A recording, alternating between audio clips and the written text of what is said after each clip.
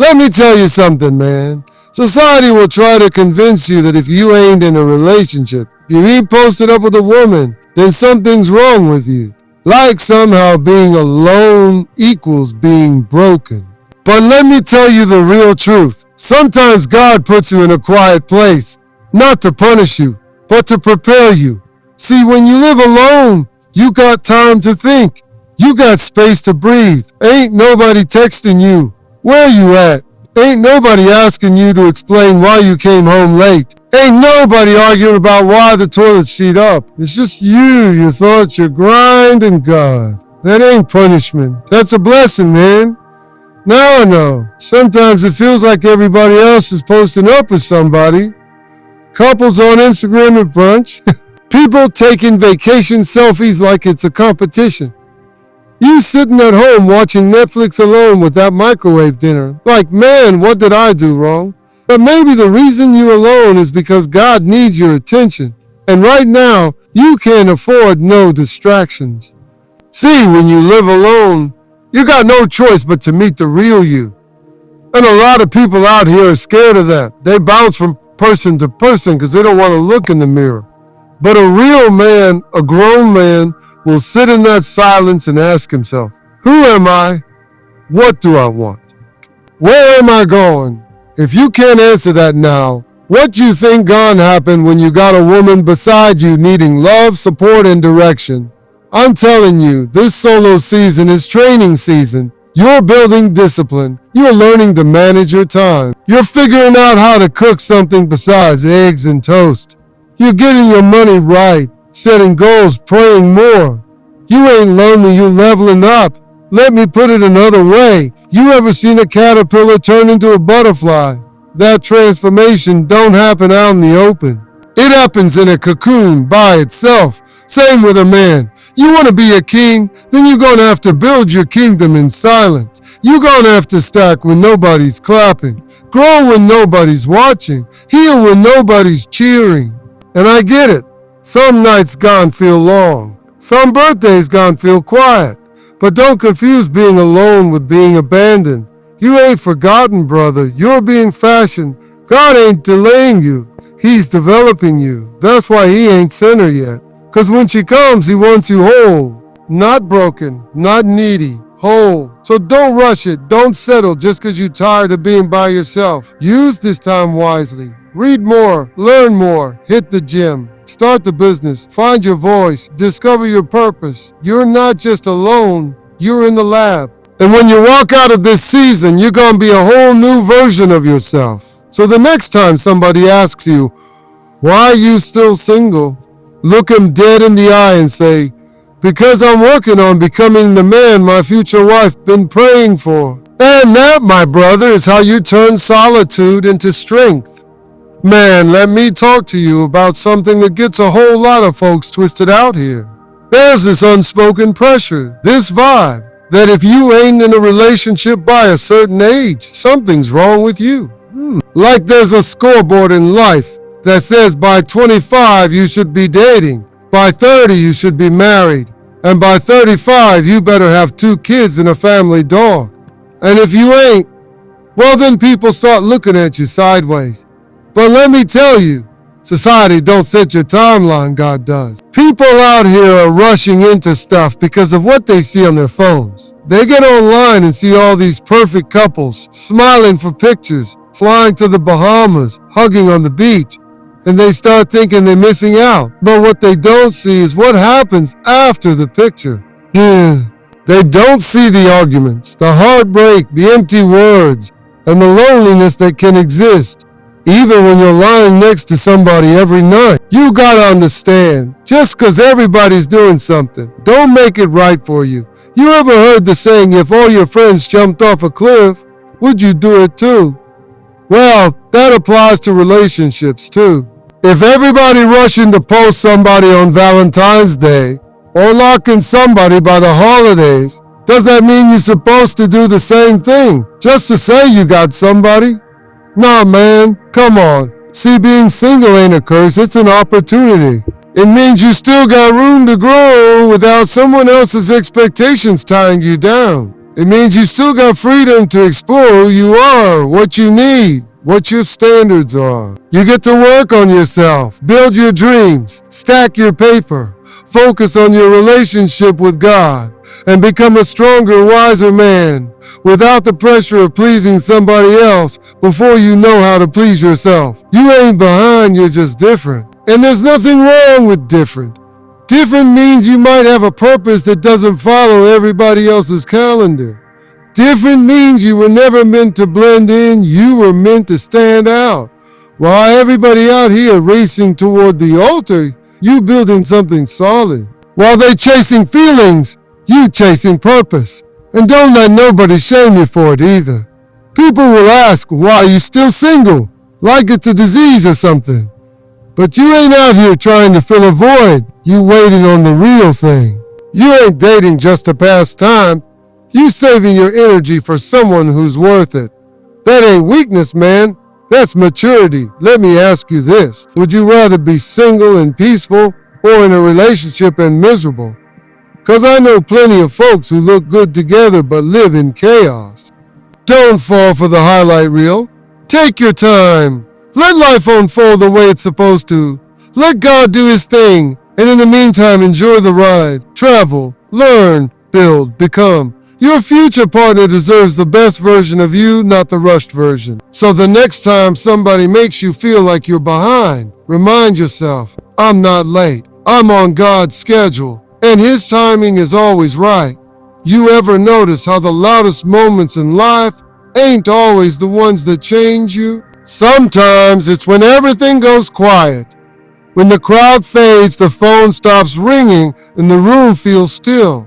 That's when God leans in and whispers something powerful.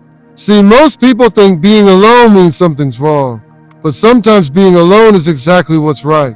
Solitude ain't punishment, it's positioning. It's where God pulls you away from distractions so he can finally talk to you without competing for your attention. Life is full of noise. You got social media yelling at you every 5 seconds. People talking about what you should be doing. Family asking about relationships, friends pulling you into their drama. And you can get so caught up in it all that you forget to check in with the one who gave you breath. So every now and then, God hits the mute button on your life. Not to hurt you, but to help you hear him. He removes certain people, closes a few doors, quiets down the environment. Not out of anger, but out of love. See, when you're always around people, you start taking on their voices.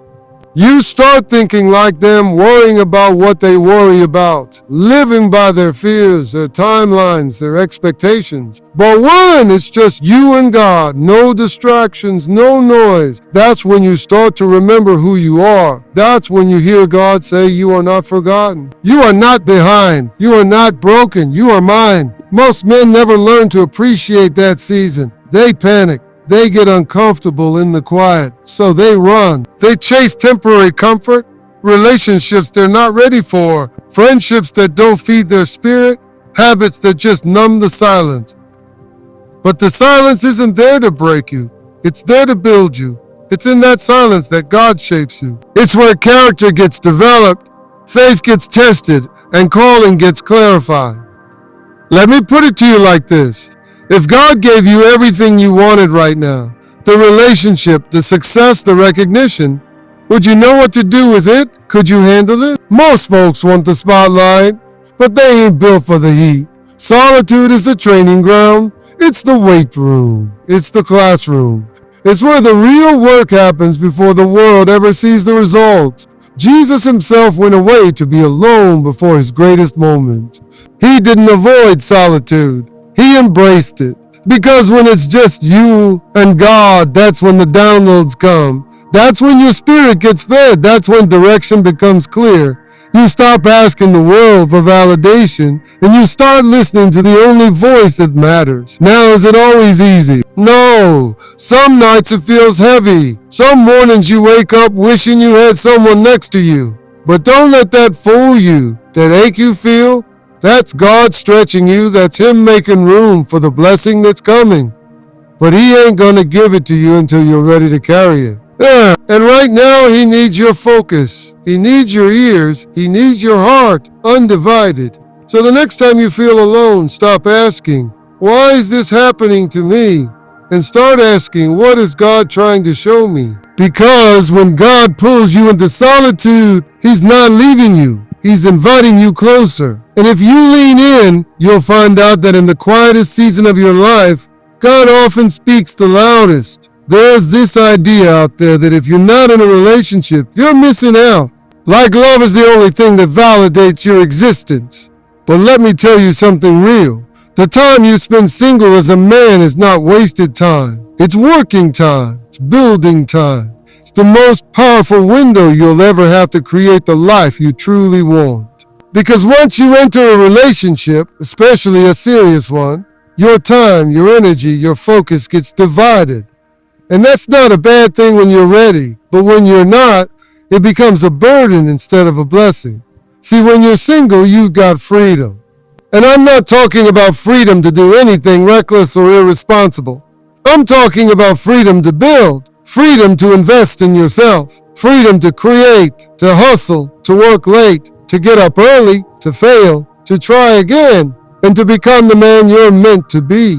You've got the gift of time, and if you waste it scrolling, chasing, or complaining, you're squandering the one season of life where it's all about you and God. This is the season where you build your discipline. Nobody's going to wake you up when you oversleep. Nobody's going to tell you to put in extra hours at the gym. Nobody's going to tell you to stop spending money on things that don't matter. It's on you. You learn to be your own coach, your own cheerleader, your own motivator. And when you become that man in private, one day the world will see it in public. This is the time to get your money right. Learn to manage your finances. Start that business. Save like you've got a purpose. Because listen, love is expensive when you ain't ready. Nothing exposes a man's immaturity faster than being in a relationship with no plan, no structure, and no peace. And it ain't fair to bring somebody into your life if you're still trying to figure out who you are. This is also the time to sharpen your gift. Whatever you've been given, your talent, your voice, your ideas, this is when you cultivate them. You write the book, you launch the podcast, you start the brand, you study, you practice. Do it now while nobody's watching. Do it while nobody's clapping. Because when you're not distracted by the need to impress anybody, your motives get purified. You don't do it for applause. You do it for growth. Now, don't get me wrong. It's okay to want love. It's okay to desire connection. But don't make the mistake of thinking that love is the starting point. It's not. Love is a reward, not a rescue. And when you've done the work in this single season, love will come find you stronger, not desperate, confident, not confused, full, not empty. So take this time seriously. Wake up with purpose, set goals, learn how to be alone without being lonely. Develop habits that will make your future relationship thrive. Because every hour you invest in yourself now is a seed that's going to bloom later. Not just in love, but in your legacy. And when the right one finally does come along, you won't have to scramble to become the man she needs. You'll already be him. Let's get one thing straight. There's a big difference between being ready for love and just being tired of being alone. Too many people out here getting into relationships out of boredom, not preparation. They're sitting at home feeling lonely, scrolling through social media, watching couples on vacation, and thinking, man, I need me somebody too. But see, that's not the voice of readiness. That's the voice of restlessness. That's the voice that makes you settle for company instead of connection. You're not really looking for love. You're just looking for someone to distract you from your emptiness. But here's the truth. Love is not a distraction. It's not some tool to plug the hole in your heart. It's a commitment, a responsibility, a spiritual connection that requires maturity, patience, and purpose. If you enter into love with the wrong motives, you leave it with more wounds than wisdom. Because when you come into something expecting it to heal you and it doesn't, you get bitter, resentful, even more broken than before. But when you wait until you're whole, when you wait until you've done the work on yourself, then love doesn't complete you, it complements you. The problem is, we confuse readiness with desire. You can want love all day long, but that don't mean you're ready for it. You may want to hold hands, take cute pictures, have somebody to text good morning and good night, but love is so much deeper than that. Love exposes your flaws. Love brings out your insecurities. Love will test your patience, your pride, your ability to compromise. That's why love don't show up when you're bored. It waits until you're strong enough to carry it. Think about it like this. If you walked into a gym today and tried to bench 300 pounds without training, you'd hurt yourself. Not because the weight is bad, but because you weren't ready to carry it. Same with love. It's not bad, but if you ain't prepared, it'll crush you. So what does God do? He holds it back. Not to punish you, but to protect you. He knows your heart better than you do.